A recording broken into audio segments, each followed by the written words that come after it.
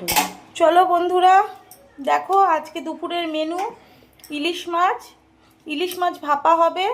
এই যে ইলিশ মাছ ভাপা হবে, আর হচ্ছে মুসুরির ডাল, আলু সেদ্ধ, আর মামা বাড়িতে মাংস রান্না করেছি, মাংস পাঠিয়ে দিয়েছে ওরা।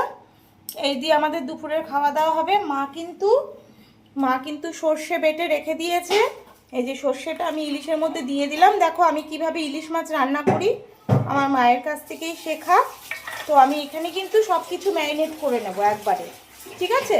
তো চলো, এখানে সর্ষের তেল দেব, কাঁচা সর্ষের তেলটা দিয়ে দেবো একবারে। সর্ষের তেল দিলাম। লবণ কতটা দিয়েছিলে মা তুমি? আচ্ছা, লবণ দিয়ে দিলাম, স্বাদ মতন লবণ। চলো, একদম এটা ভাপা ভাপা হবে। তোমরা কিভাবে ইলিশ মাছ রান্না করো অবশ্যই জানাবে।